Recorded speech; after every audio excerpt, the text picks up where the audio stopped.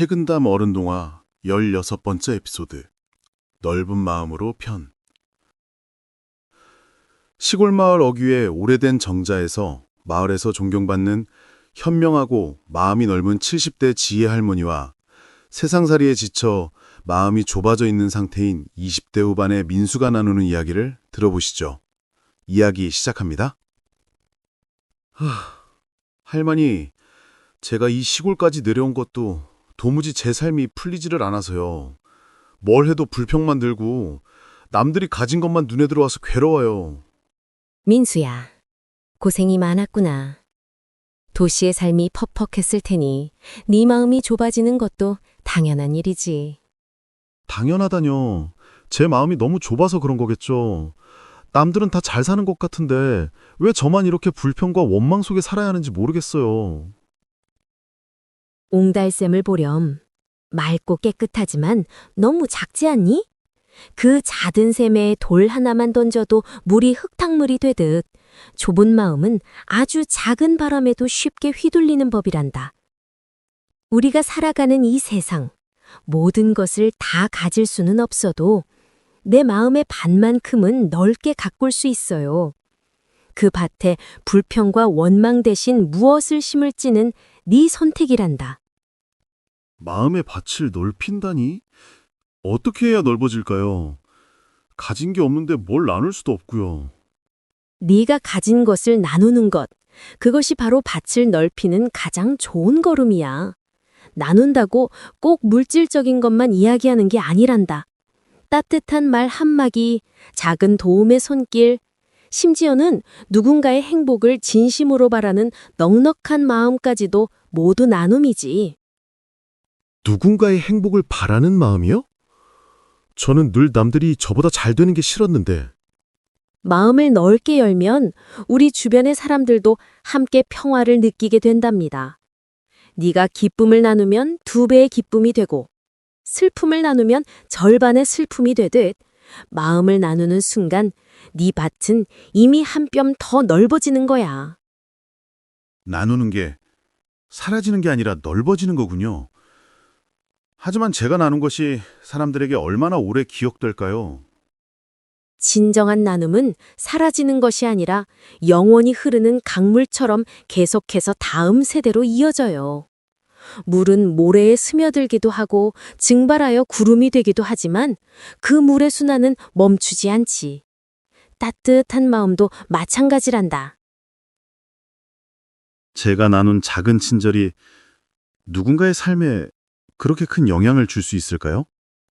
물론이지. 그렇게 되면 우리가 떠난 후에도 사람들은 우리를 기억하고 우리로부터 받은 따뜻한 마음을 소중히 간직하게 될 거예요. 네가 건넨 작은 씨앗이 수십 년 후에 큰 나무가 되어 수많은 이들에게 그늘을 제공하는 것처럼 말이야. 네가 가진 그 따뜻함이 이 세상을 더욱 아름답게 만들 거야. 자, 이제 알겠니? 넉넉한 마음으로 지금 이 순간을 살아가세요. 남의 것을 부러워하며 좁은 마음으로 사는 것보다 네 마음의 밭을 넓혀서 그 풍요로움을 세상과 함께 나누는 것이 훨씬 더 행복한 삶이란다. 네, 할머니. 제 마음이 이제 조금은 시원해지는 것 같아요. 불평 대신 나눔의 씨앗을 심고 제 마음의 밭을 넓게 가꾸겠습니다. 감사합니다. 그래, 보기 좋구나. 어서 가서 그 넓어진 마음으로 세상을 마주해보렴. 마음의 밭을 넓게 가꾸고 넉넉한 나눔을 실천하는 것이 진정한 행복이며 그 따뜻한 마음은 영원히 이어지는 유산이 된다는 것을 잊지 마세요. 안녕하세요. 혹시 다른 사람이랑 나를 비교하면서 괜히 마음이 힘들었던 적 다들 한 번쯤은 있으시죠? 오늘은 바로 그 부러움과 시기심을 넘어서 우리 마음속에 관대함이라는 씨앗을 어떻게 심을 수 있는지 그 지혜로운 이야기에 대해 한번 나눠보려고 합니다. 이 마음 우리한테도 참 익숙하죠? 뭐랄까, SNS를 켤 때마다 아니면 친구 소식을 들을 때마다 나도 모르게 마음 한구석이 쿡 하고 쑤시는 그런 기분이요. 바로 이 솔직하고 괴로운 마음에서부터 오늘의 이야기가 시작됩니다. 내 이야기의 주인공 민수도 바로 이런 비교와 원망에 갇혀서 마음이 아주 무겁게 짓눌려 있는 상태예요. 과연 할머니의 지혜는 이렇게 좁아진 마음에 어떤 길을 열어줄까요? 우리 한번 같이 따라가 보시죠. 할머니는 민수의 마음을 옹달샘에 비유하는데요. 이게 참 기가 막힌 비유예요. 생각해 보세요. 맑은 옹달샘에 작은 돌멩이 하나만 던져도 금세 흙탕물이 확 일어나잖아요. 그것처럼 사소한 문제 하나에도 쉽게 평정심을 잃고 마음이 흔들리는 상태. 이게 바로 좁은 마음의 본질이라는 거죠. 자, 바로 여기서 정말 결정적인 생각의 전환이 일어납니다.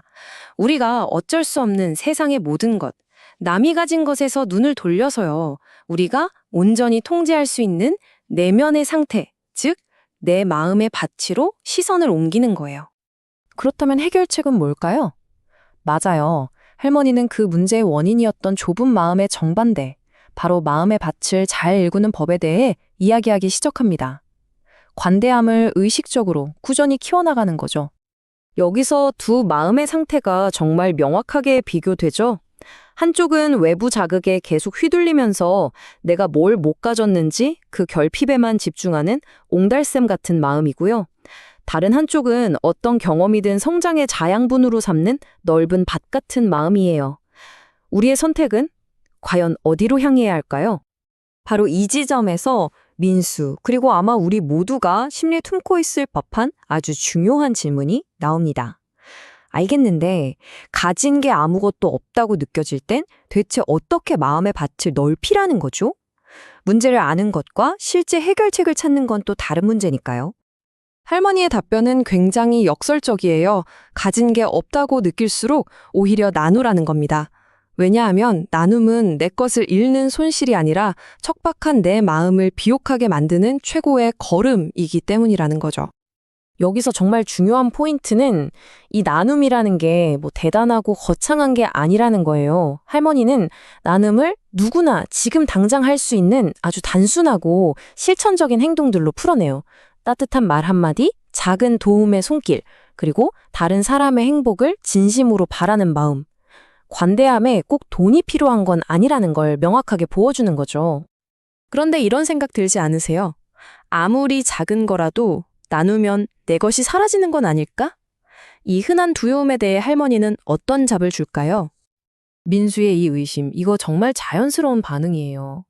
내 행동이 과연 의미가 있을까? 그냥 한번 하고 사라지는 건 아닐까 하는 그런 근본적인 질문이잖아요. 할머니는 나눔을 강물에 비유합니다. 와, 이 비유가 정말 깊이가 있어요. 한번 흘러가면 그냥 사라지는 게 아니라 계속해서 흘러서 다음 세대라는 더 큰 바다로 이어진다는 거죠. 진정한 나눔은 결코 사라지지 않고 어딘가에서 계속해서 생명을 이어가고 있다는 깊은 통찰입니다. 바로 이 역설이 핵심이에요. 주는 행위 자체가 바로 내면의 풍요로움을 만들어내는 과정이라는 것. 나눔은 손실이 아니라 내 마음 밭을 넓히는 가장 확실한 투자라는 거죠. 자, 그럼 이제 시야를 좀 더 넓혀볼게요. 이 작은 나눔의 행위들이 단순히 내 마음을 넓히는 걸 넘어서 어떻게 세대를 거쳐서 강력한 영향력을 갖게 되는지 그 장기적인 관점으로 한번 시선을 옮겨보겠습니다. 생각해보세요. 오늘 당신이 누군가에게 건넨 아주 작은 친절 하나. 모든 위대한 유산은 이렇게 사소해 보이는 시작점에서부터 출발합니다. 그 씨앗은요, 당신도 모르는 사이에 땅속 깊이 뿌리를 내리고 아주 단단하고 커다란 나무로 자라납니다. 그때는 보잘것없어 보였던 그 행동 안에 실은 이렇게 큰 잠재력이 숨어 있었던 거죠. 그리고 마침내 수십 년이 흘러서 사람들은 당신의 이름을 잊어도 당신이 심은 그 나무는 수많은 사람들에게 시원한 그늘을 내어주는 그런 영원한 유산으로 남게 되는 겁니다. 이 할머니의 말이 참 감동적이죠. 우리의 작은 개인적인 행동이 어떻게 더 큰 공동체의 선과 연결되는지를 정확히 보여주거든요. 나의 작은 나눔이 세상을 바꿀 수 있다는 겁니다. 자, 그래서 오늘 이야기의 핵심 딱 정리해 드릴게요. 진정한 행복은 남을 부러워하는 데서 오는 게 아니라는 것. 그게 아니라 내 마음의 밭을 얼마나 풍요롭게 가꾸는지에 달려 있다는 겁니다. 행복의 열쇠는 처음부터 우리 안에 있었던 거죠. 자, 이제 이 질문은 온전히 여러분의 몫입니다. 이 이야기가 그냥 좋은 이야기로만 그치는 게 아니라 여러분의 삶에 바로 적용될 수 있는 성찰의 기회가 되었으면 해요. 오늘 여러분의 마음밭에는 어떤 씨앗을 심으시겠어요?